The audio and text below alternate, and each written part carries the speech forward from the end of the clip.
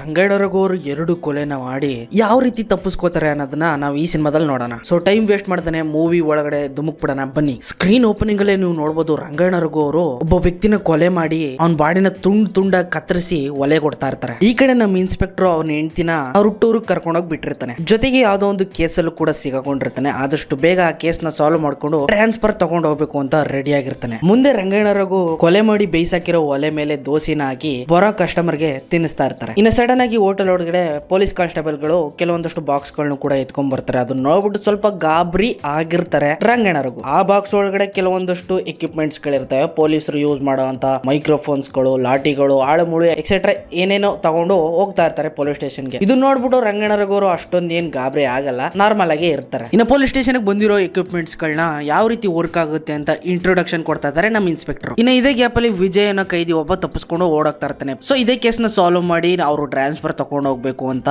ತುದಿಗಾಲಲ್ಲಿ ನಿಂತಿರ್ತಾರೆ. ಆದ್ರೆ ಆ ವಿಜಯನವನು ತಪ್ಪಿಸ್ಕೊಂಡು ಹೊರಟಾಗ್ತಾನೆ. ಇನ್ನೇನು ಹಿಡಿಬೇಕು ಅನ್ನೋಷ್ಟರಲ್ಲಿ ಮತ್ತೆ ತಪ್ಪಿಸ್ಕೊಂಡ್ಬಿಡ್ತಾನೆ. ಅದೇ ಗ್ಯಾಪ್ ಅಲ್ಲಿ ಇನ್ಸ್ಪೆಕ್ಟರ್ ಅವನಿಗೆ ಶೂಟ್ ಮಾಡ್ಬಿಡ್ತಾರೆ. ಒಂದು ಗುಂಡು ತೊಡಗ್ ಬಿದ್ದಿರ್ತದೆ. ಅಲ್ಲಿಂದ ಅವನು ಮೆಲ್ಲಗೆ ಎಸ್ಕೇಪ್ ಆಗ್ಬಿಡ್ತಾನೆ. ಎಸ್ಕೇಪ್ ಆಗ್ಬಿಟ್ಟು ಸೀದಾ ಡೈರೆಕ್ಟ್ ಆಗಿ ರಂಗಣ್ಣರಗು ಹೋಟ್ಲಿಗೆ ಬಂದು ಸೇರ್ಕೊಬಿಡ್ತಾನೆ. ಪೊಲೀಸ್ ಅವರು ಎಲ್ಲಾ ಕಡೆ ಹುಡುಕ್ತಾ ಇರ್ತಾರೆ. ಕೊನೆಗೆ ರಂಗಣ್ಣರಗು ಅವ್ರು ಹೋಟ್ಲಿಗೂ ಬರ್ತಾರೆ. ಆದ್ರೆ ರಂಗಣ್ಣರಗು ಅವನನ್ನ ಹಿಡ್ಕೊಡೋದಿಲ್ಲ. ಆ ವಿಜಯನ ಕೈದಿ ಹೇಳ್ತಾನೆ, ನಾನು ನಿರಪರಾಧಿ, ನಾನು ಏನು ತಪ್ಪೇ ಮಾಡಿಲ್ಲ, ನನ್ನನ್ ಮಾತ್ರ ಹಿಡ್ಕೊಡ್ಬೇಡಿ ಅಂತ ಹೇಳ್ಬಿಟ್ಟಿರ್ತಾನೆ. ಸೊ ಅದಕ್ಕೋಸ್ಕರನೇ ರಂಗಣ್ಣರಗು ಅವರು ಹಿಡ್ಕೊಡೋದಿಲ್ಲ. ಇನ್ನು ಈ ಕಡೆ ಪೊಲೀಸ್ ಅವರೆಲ್ಲ ಹೊಟ್ಟೋದ್ಮೇಲೆ ರಂಗಣ್ಣ ಹೋಗ್ಬಿಟ್ಟು ಆ ಹುಡುಗನ ಕೇಳ್ತಾನೆ, ಯಾರು ನೀನು, ಎಲ್ಲಿಂದ ಬಂದೆ, ಯಾಕೆ ಬಂದೆ, ಏನಾಯ್ತು, ಏನ್ ನಿನ್ ಕತೆ ಅಂತ ಕೇಳ್ತಿರ್ಬೇಕಾದ್ರೆ ಅವನು ಅವ್ನ ಸ್ಟೋರಿನ ಹೇಳ್ತಾ ಹೋಗ್ತಾನೆ. ಇನ್ನು ಇವನು ಬೆಂಗಳೂರಲ್ಲಿ ಯಾವ್ದೋ ಒಂದು ಪ್ರೈವೇಟ್ ಕಂಪನಿನಲ್ಲಿ ಕೆಲಸ ಮಾಡ್ತಾ ಇರ್ತಾನೆ. ಅದ್ರ ಜೊತೆಗೆ BSF ಎಕ್ಸಾಮ್ ಕೂಡ ಬರ್ಕೊಂಡು ಪಾಸ್ ಮಾಡ್ಕೊಂಡಿರ್ತಾನೆ. ಇನ್ನೇನ್ ಅಪಾಯಿಂಟ್ಮೆಂಟ್ ಲೆಟರ್ ಬರ್ಬೇಕು ಅನ್ನೋಷ್ಟರಲ್ಲಿ ಇವನ್ ಫ್ರೆಂಡ್ ಫೋನ್ ಮಾಡ್ಬಿಟ್ಟು ಅರ್ಜೆಂಟ್ ಆಗಿ ಊರಿಗೆ ಬಾ ಅಂತ ಕರ್ಸ್ಕೊತಾನೆ. ಸೊ ಇವರಿಬ್ರು ಅನಾಥರು. ಇವನಿಗೆ ಅವ್ನ್ ಬಿಟ್ರೆ ಯಾರು ಗತಿ ಇಲ್ಲ, ಅವನಿಗೆ ಇವನ್ ಬಿಟ್ರೆ ಯಾರು ಗತಿ ಇರಲ್ಲ. ಅದಕ್ಕೋಸ್ಕರ ಇವನ್ ಫ್ರೆಂಡ್ ಬೆಂಗಳೂರಿಂದ ಇವನ್ನ ಕರ್ಸ್ಕೊಂಡು ಇವನ್ಗೊಂದು ಮದುವೆ ಮಾಡಬೇಕು ಅಂತ ಸಸ್ಪೆನ್ಸ್ ಆಗಿ ಕರ್ಸ್ಕೊಂಡಿರ್ತಾನೆ. ಇನ್ನು ಅವ್ನ ಫ್ರೆಂಡ್ ಕರ್ಕೊಂಡು ಹೆಣ್ಣು ನೋಡೋದಕ್ಕೆ ಅಂತ ಹೋಗ್ತಾನೆ. ಹೆಣ್ಣು ನೋಡ್ತಿದಂಗೆ ಅವನಿಗೆ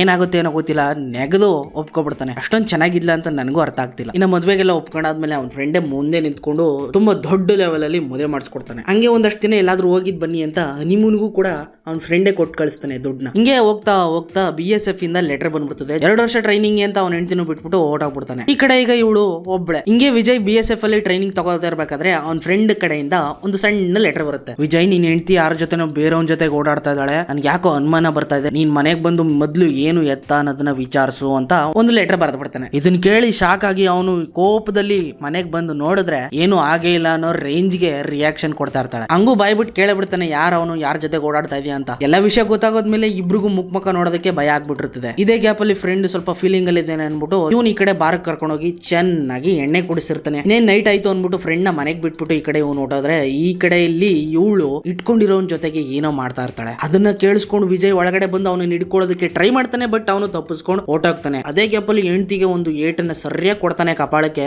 ಆ ಏಟ್ಗೆ ಅವಳು ಮೂರ್ಛಿತ ಬಿದ್ದೋಯ್ತಾಳೆ. ಇನ್ನು ಈ ಕಡೆ ಇವನಿಗೆ ಎಣ್ಣೆ ಜಾಸ್ತಿ ಆಗ್ಬಿಟ್ಟು ತಲೆ ಸುತ್ತ ಬಿದ್ದೋಯ್ತಾನೆ. ಇವನು ಬೆಳಗ್ಗೆ ಎದ್ದು ನೋಡ್ತಾನೆ, ಅವಳು ಸತ್ತೋಗ್ಬಿಟ್ಟಿರ್ತಾಳೆ. ಇನ್ಸ್ಪೆಕ್ಟರ್ ಬರ್ತಾರೆ, ಆ ಬಾಡಿನ ತಗೊಂಡೋಗಿ ಪೋಸ್ಟ್ ಮಾರ್ಟಮ್ ಮಾಡ್ತಾರೆ. ಜೊತೆಗೆ ಇವನನ್ನ ಅರೆಸ್ಟ್ ಕೂಡ ಮಾಡ್ಕೊಂಡು ಹೋಗ್ತಾರೆ. ಸೊ ಇದು ಸ್ಟೋರಿ. ಒಂದು ರಂಗಣ್ಣರಗು ಅವ್ರಿಗೆ ಇದುವರೆಗೂ ಸ್ಟೋರಿನ ಹೇಳ್ಕೊಂಡು ಬಂದ. ಇದನ್ನ ಕೇಳ್ಬಿಟ್ಟು ರಂಗಣ್ಣರಗುಗೆ ಫುಲ್ ಫೀಲ್ ಆಗ್ಬಿಡ್ತದೆ. ಹೋಗ್ಲಿ ಅನ್ಬಿಟ್ಟು ನಿನ್ಗೆ ಇರೋಷ್ಟು ದಿನ ಇಲ್ಲಿದ್ದು ಆರಾಮಾಗಿ ನಿಧಾನಕ್ಕೆ ಹೋಗಪ್ಪ ಅನ್ಬಿಟ್ಟು ಅಲ್ಲೇ ಉಳ್ಕೊಳ್ಳೋದಕ್ಕೆ ಬಿಟ್ಬಿಡ್ತಾರೆ. ಇನ್ನು ಈ ಕಡೆ ಪೊಲೀಸ್ ಅವರು ಸಿಟಿ ಫುಲ್ ಲಾಕ್ ಡೌನ್ ಮಾಡ್ಕೊಂಡು ಎಲ್ಲಿ ಹೋಗಿದ್ದಾನೆ ಅಂತ ಹುಡುಕ್ತಾ ಇರ್ತಾರೆ. ಅವ್ನ ಫ್ರೆಂಡ್ ಮನೇನು ಬಿಡಲ್ಲ, ಒಳಗಡೆ ನುಗ್ಗಿ ಎಲ್ಲ ಚಿತಾಲ್ ಪತಲ್ ಮಾಡಿ ಹುಡುಕ್ತಾ ಇರ್ತಾರೆ. ಇನ್ನು ಈ ಕಡೆ ಪ್ರತಿದಿನದ ತರ ರಂಗಣ್ಣರಗು ಹೋಟೆಲ್ ನ ರ್ಯಾಂಡ್ ಆಗಿ ಓಪನ್ ಮಾಡ್ಕೊಂಡು ಬರೋ ಕಸ್ಟಮರ್ಗೆ ಹ್ಯಾಪಿಯಾಗಿ ಸರ್ವ್ ಮಾಡ್ತಾ ಇರ್ತಾರೆ. ಹಿಂಗೆ ಇರ್ಬೇಕಾದ್ರೆ ಸಡನ್ ಆಗಿ ಪೊಲೀಸ್ ಎಂಟ್ರಿ ಆಗ್ಬಿಡ್ತದೆ ಹೋಟ್ಲ್ ಒಳಗಡೆ. ರಂಗಣ್ಣರಗೆ ಫುಲ್ ಗಾಬರಿ. ಆದ್ರೆ ಪೊಲೀಸ್ ಅವರು ಊಟ ಮಾಡಕ್ಕೆ ಅಂತ ಬಂದಿರ್ತಾರೆ. ಇನ್ನು ಈ ಕಡೆ ವಿಜಯ್ ಮಧ್ಯದಲ್ಲಿ ಕೆಮ್ತಾ ಇರ್ತಾನೆ. ಅದನ್ನ ನೋಡ್ಬಿಟ್ಟು ರಂಗಣ್ಣರಗೆ ಫುಲ್ ಗಾಬರಿ ಆಗ್ಬಿಡ್ತದೆ. ಎಲ್ಲ ಕಸ್ಟಮರ್ ಹೋದಾದ್ಮೇಲೆ ಲಾಸ್ಟ್ ಅಲ್ಲಿ ಇನ್ನೊಬ್ಬ ಕಸ್ಟಮರ್ ಬರ್ತಾನೆ. ಅವನು ಸ್ಮಶಾನದಲ್ಲಿ ಎಣಕಾಯಿ. ಅವನು ಹೊಟ್ಟೆ ತುಂಬಾ ಅಸ್ತಿರುತ್ತೇನೋ ದೋಸೆ ತರಿಸ್ಕೊಂಡು ತಿಂತಾ ಇರ್ತಾನೆ.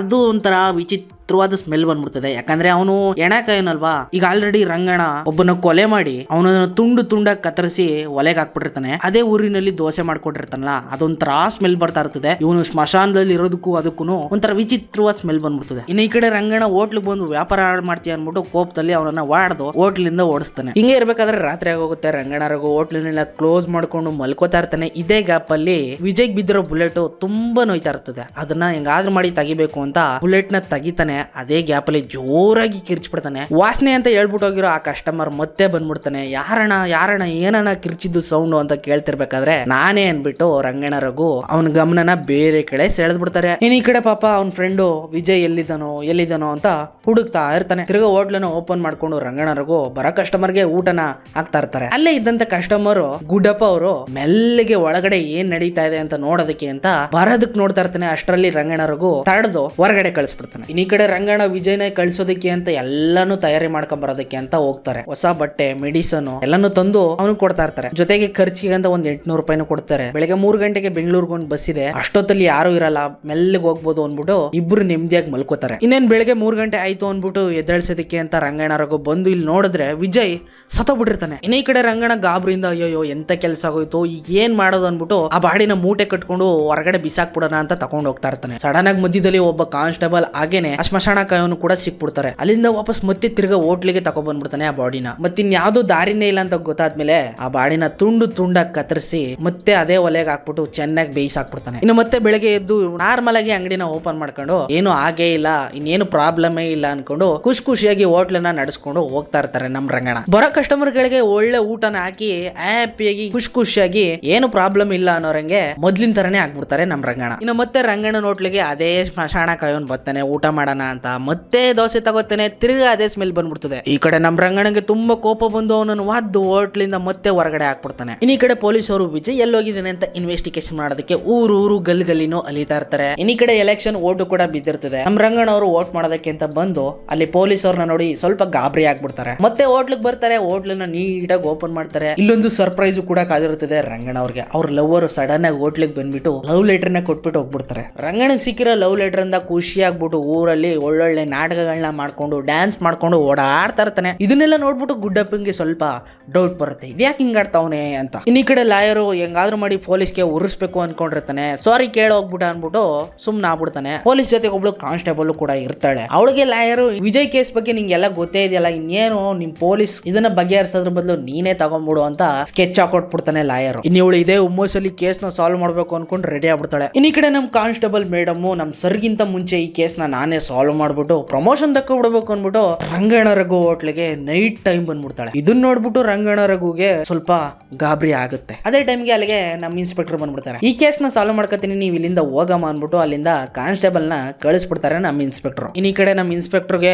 ಎಲ್ಲ ಗೊತ್ತಾಗ್ಬಿಟ್ಟಿರ್ತದೆ. ಈಗ ನಮ್ ರಂಗಣ್ಣನ ಕೂರಿಸ್ಬಿಟ್ಟು ಇನ್ವೆಸ್ಟಿಗೇಷನ್ ಮಾಡ್ತಾರೆ. ಇದೇ ಗ್ಯಾಪಲ್ಲಿ ಇನ್ಸ್ಪೆಕ್ಟರ್ ಕೇಳ್ತಾರೆ, ನಿಮ್ ತಮ್ಮ ಮದನ ಎಲ್ಲೋಗಿದ್ದಾನೆ ಅಂತ. ಈ ಕಡೆ ನಮ್ ರಂಗಣ್ಣ ಅವನು ನೋಡಿ 3-4 ತಿಂಗಳಾಗೋಯ್ತಲ್ಲ ಸರ್ ಅನ್ಬಿಟ್ಟು ಸುಳ್ಳು ಹೇಳ್ಬಿಡ್ತಾರೆ. ಇನ್ನು ನಮ್ ಇನ್ಸ್ಪೆಕ್ಟರ್ ಹೋಟ್ಲ್ ಎದುರುಗಡೆ ಒಂದು CC ಕ್ಯಾಮ್ರಾ ಇರುತ್ತೆ, ಅದ್ರ ಮುಖಾಂತರ ಹೋಟ್ಲ್ ಒಳಗಡೆಗೆ ಅವನ್ ತಮ್ಮ ಬಂದಿರೋ ಅಂತ ವಿಡಿಯೋನ ತೋರಿಸ್ತಾನೆ. ಅದನ್ನ ರೆಕಾರ್ಡ್ ಮಾಡ್ಕೊಂಡ್ ಬಂದು ತೋರಿಸ್ಬಿಡ್ತಾನೆ ರಂಗಣ್ಣ ರಘುಗೆ. ಅದನ್ನ ನೋಡಿದ್ಮೇಲೆ ನಮ್ ರಂಗಣ್ಣ ಸುಮ್ನಿರಲ್ಲ, ಏನಾಯ್ತು ಅಂತ ಸತ್ಯನ ಹೇಳ್ಬಿಡ್ತಾರೆ. ಇನ್ನ ರಂಗಣ್ಣನ ತಮ್ಮ ಮದನ ದೊಡ್ಡ ಲೋಫರ್ ನನ್ ಮಗ, ಊರಲ್ಲಿರೋ ಅಂತ ಹೆಣ್ಮಕ್ಳನ್ನ ಬುಟ್ಟಿಗೆ ಹಾಕೊಂಡು ಅವ್ರನ್ನ ಮಿಸ್ಯೂಸ್ ಮಾಡ್ಕೋತಾ ಇದ್ದ. ಅದಲ್ದೇನೆ ಮೊನ್ನೆ ಬಂದ್ಬಿಟ್ಟು ನನ್ನ ಅಂಗಡಿಲಿ ರೋಪ್ ಆಗ್ತಿದ, ಎಗರಾಡ್ತಿದ, ದುಡ್ಡು ಕಿತ್ಕೋವಾಗ ಟ್ರೈ ಮಾಡ್ತಿದ್ದ. ಅದಕ್ಕೆ ಒಂದೇ ಒಂದ್ ಏಟ್ ಹೊಡೆದ್ಬಿಟ್ಟೆ, ತಲೆ ಸುತ್ತ ಬಿದ್ದೋಗ್ಬಿಟ್ಟ, ಸತ್ಯ ಹೋಗ್ಬಿಟ್ಟ, ಅವನನ್ನ ಕೊಚ್ಚಿ ಒಲೆಗೆ ಹಾಕ್ಬಿಟ್ಟೆ ಅಂತ ನಿಜನ ಒಪ್ಕೊಂಡ್ಬಿಡ್ತಾರೆ. ಅದನ್ನ ಕೇಳಿದ್ಮೇಲೆ ನಮ್ ಇನ್ಸ್ಪೆಕ್ಟರ್ ಶಾಕ್. ಇನ್ನ ನೆಕ್ಸ್ಟ್ ವಿಜಯ್ ಎಲ್ಲಿ ಅಂತ ರಂಗಣ್ಣನ ಕೇಳ್ತಾರೆ ನಮ್ ಇನ್ಸ್ಪೆಕ್ಟರ್. ಯಾವ ವಿಜಯ್, ನಾನು ಯಾರು ನೋಡೇ ಇಲ್ವಲ್ಲ ಅನ್ಬಿಟ್ಟು ತಿರ್ಗಾ ಸುಳ್ಳು ಹೇಳ್ಬಿಡ್ತಾರೆ. ಆಮೇಲೆ CCTV ತೆಗೆದ್ಬಿಟ್ಟು ತೋರಿಸ್ಬಿಡ್ತಾರೆ. ವಿಜಯ್ ಒಳಗಡೆ ಬಂದಿರೋದು ಕೂಡ CCTV ನಲ್ಲಿ ರೆಕಾರ್ಡ್ ಆಗ್ಬಿಟ್ಟಿರ್ತದೆ. ಅದನ್ನ ನೋಡಿದ್ಮೇಲೆ ನಮ್ ರಂಗಣ್ಣ ಸುಮ್ನಿರಲ್ಲ, ಇರೋ ಸತ್ಯನ ತಿರ್ಗಾ ಒಪ್ಕೊಬಿಡ್ತಾನೆ. ಆ ಹುಡುಗ ಇಲ್ಲಿಗೆ ಬಂದಿದ್ದ, ನಾನೇ ಸಹಾಯ ಮಾಡಿದೆ, ಇನ್ನೇನು ಅವನು ಊರ್ಗ್ ಹೋಗ್ಬೇಕು ಅನ್ನೋಷ್ಟ್ರಲ್ಲಿ ಸತ್ತೋಗ್ಬಿಟ್ಟ, ಅವನು ಕೂಡ ಇಲ್ಲೇ ಕಚ್ಚಾಕಿ ಕೊಲೆಗೊಟ್ಬಿಟ್ಟೆ ಅಂತ ನಿಜನ ಒಪ್ಕೊಬಿಡ್ತಾರೆ. ಇದನ್ನ ಕೇಳಿದ್ಮೇಲೆ ನಮ್ ಪೊಲೀಸ್ಗೆ ತಿಕ್ಲಿಡ್ದು ಚಿತ್ರಾನ್ನ ಆಗೋಯ್ತದೆ. ಪೊಲೀಸ್ ಗಾಬರಿ ಆಗಿರೋದ್ ನೋಡ್ಬಿಟ್ಟು ಕಷಾಯ ಮಾಡ್ಕೊಡ್ತೀನಿ ಅನ್ಬಿಟ್ಟು ಒಂದ್ ಕಷಾಯನ ಮಾಡಿ ಪೊಲೀಸ್ ಕೊಟ್ಬಿಡ್ತಾನೆ ನಮ್ ರಂಗಣ್ಣ. ಅದನ್ನ ಕುಡಿದ್ಮೇಲೆ ನಡೀರಿ ಬೆಟ್ರೆ ಪೊಲೀಸ್ ಸ್ಟೇಷನ್ಗೆ ಹೋಗೋಣ, ನೀವು ಲಾಕ್ ಆಗೋದ್ರಿ ಮುಗೀತು ನಿಮ್ ಕೆಲಸ ಅನ್ಬಿಟ್ಟು ಕರ್ಕೊಂಡು ಹೋಗೋದಕ್ಕೇನೋ ಟ್ರೈ ಮಾಡ್ತಾನೆ. ಬಟ್ ನಿಮ್ಮ ಹತ್ರ ಏನ್ ಸಾಕ್ಷಿ ಇದೆ ಅಂತ ಲಾ ಪಾಯಿಂಟ್ ಹೊಡೆದ್ಬಿಟ್ಟು ನಮ್ ರಂಗಣ್ಣ ಪೊಲೀಸ್ನ ಲಾಕ್ ಮಾಡ್ಕೊಬಿಡ್ತಾನೆ. ಅದೇ ಗ್ಯಾಪ್ ಅಲ್ಲಿ ಅದನ್ನೆಲ್ಲ ರೆಕಾರ್ಡ್ ಮಾಡ್ಕೊಳಕ್ಕೆ ಅಂತ ಅಲ್ಲೊಂದು ಸ್ಪೈ ಕ್ಯಾಮ್ರಾನು ಕೂಡ ಪೊಲೀಸ್ ಮೊದ್ಲೇ ಯೂಸ್ ಮಾಡಿರ್ತಾನೆ. ಆದ್ರೆ ಅದಕ್ಕೆ ಸೆಲ್ ಹಾಕೋದನ್ನೇ ಮರೆತ್ ಬಿಟ್ಟಿರ್ತಾನೆ. ಅದನ್ನ ನೋಡ್ಬಿಟ್ಟು ಪೊಲೀಸ್ಗೆ ತಿಕ್ಲಿಡ್ದೋಗ್ಬಿಡ್ತದೆ. ಇದನ್ನೇನ್ ಮಾಡೋದು ಅಂತ ಎತ್ತಿ ಕಪಾಳಕ್ಕೆ ಒಂದ್ ಏಟ್ನ ಹೊಡಿತಾರೆ ನಮ್ ರಂಗಣ್ಣಂಗೆ. ಅಲ್ಲೇ ಪಕ್ಕದಲ್ಲಿ ಗೋಡೆ ಮೇಲೆ ಒಂದ್ ಮೊಳೆನ ಹೊಡೆದಿರ್ತಾರೆ. ಆ ಮೊಳೆಗೆ ತಲೆ ಹೊಡೆದು ರಂಗಣ್ಣ ಅಲ್ಲೇ ಸ್ಪಾಟ್ ಅಲ್ಲಿ ಸತ್ತೋಗ್ಬಿಡ್ತಾರೆ. ಅದನ್ನ ನೋಡ್ಬಿಟ್ಟು ಪೊಲೀಸ್ಗೆ ಗಾಬರಿ ಆಗೋಗ್ತದೆ. ಏನ್ ಮಾಡ್ಬೇಕು ಅಂತ ಏನು ಗೊತ್ತೇ ಆಗಲ್ಲ. ಇನ್ನೇನ್ ಮಾಡೋದು ವಿಧಿ ಇಲ್ಲ ಅನ್ಬಿಟ್ಟು ರಂಗಣ್ಣನ ಬಾಡಿನ ತುಂಡು ತುಂಡಾಗಿ ಕತ್ತರಿಸಿ ಹೆಂಗೆ ರಂಗಣ್ಣ ಸುಟ್ಟಾಕುದ್ನೋ ಅದೇ ರೀತಿ ರಂಗಣ್ಣನ ಬಾಡಿನೂ ಕೂಡ ಈ ನಮ್ಮ ಪೊಲೀಸ್ ಇನ್ಸ್ಪೆಕ್ಟರ್ ಒಲೆಗೆ ಹಾಕಿ ಸುಟ್ಟೆದಾಕ್ಬಿಡ್ತಾನೆ. ಇನ್ನೇನ್ ಎಲ್ಲ ಮುಗ್ದೋಯ್ತು ಏನು ಇಲ್ಲ ಅನ್ಕೊಂಡು ಆ ಹೋಟ್ಲನ್ ಬಿಟ್ಟು ಹೋಗ್ಬೇಕಾರೆ ಸಡನ್ ಆಗಿ ಅವನಿಗೂ ತಲೆ ಸೋತ್ ಬಿದ್ದೋಗಿ ಸತ್ತೋಯ್ತಾನೆ. ಇವ್ನು ಯಾಕೆ ಸತ್ತೋದ ಅಂತ ಕೇಳ್ಬೋದಲ್ವಾ? ಅವಾಗ್ಲೇ ರಂಗಣ್ಣ ಕಷಾಯ ಕೊಟ್ಟಿದ್ದು ಕಷಾಯ ಅಲ್ಲ, ಅದು ಪಾಯ್ಸನ್. ಸೊ ಇದು ಈ ಸಿನಿಮಾದ ಸ್ಟೋರಿ. ಕೊನೆನಲ್ಲಿ ಎಲ್ಲರೂ ಸತ್ತೋಯ್ತಾರೆ, ಯಾರು ಉಳ್ಕೊಳ್ಳೋದಿಲ್ಲ. ಇನ್ನು ಈ ಸಿನಿಮಾನ ನೀವು ಥಿಯೇಟರ್ ಅಲ್ಲಿ ನೋಡ್ಬೇಕು, ತುಂಬಾ ಒಳ್ಳೆ ಎಕ್ಸ್ಪೀರಿಯನ್ಸ್ ಮಾಡ್ತೀರಾ. One of the best suspense thriller cinema ಅಂತಾನೆ ಹೇಳ್ಬೋದಪ್ಪ. ಇನ್ನೂ ಕೂಡ ಥಿಯೇಟರ್ ಅಲ್ಲಿ ಇದೆ, ಇದನ್ನ ಕೇಳಿದ್ಮೇಲೆ ಹೋಗಿ ನೋಡ್ಬೇಕು ಅನ್ಸಿದ್ರೆ ಹೋಗಿ ನೋಡ್ಕೊಂಬನ್ನಿ. ಒಂದು ಒಳ್ಳೆ ಸಿನಿಮಾ ಇದು. ಸಿಗ್ತೀನಿ ಮುಂದಿನ ವಿಡಿಯೋದಲ್ಲಿ. ಅಲ್ಲಿವರೆಗೂ ಕಾಯ್ತಾರೆ. ನಿಮ್ಗೆ ವಿಡಿಯೋ ಇಷ್ಟ ಆಗಿದೆ ಅಂತ ಅನ್ಕೊಂಡಿದ್ದೀನಿ. ಇಷ್ಟ ಆಗಿದ್ರೆ ಪ್ಲೀಸ್ ಲೈಕ್ ಮಾಡಿ, ಶೇರ್ ಮಾಡಿ, ಕಮೆಂಟ್ ಮಾಡಿ. ಇದೇ ರೀತಿ ವಿಡಿಯೋಸ್ಗಾಗಿ ನಮ್ಮ ಚಾನಲ್ನ ಸಬ್ಸ್ಕ್ರೈಬ್ ಮಾಡಿ. ಮುಂದಿನ ವಿಡಿಯೋದಲ್ಲಿ ಸಿಗ್ತೀನಿ. ಅಲ್ಲಿವರೆಗೂ ಕಾಯ್ತಾರೆ. Keep watching. ಬಾಯ್.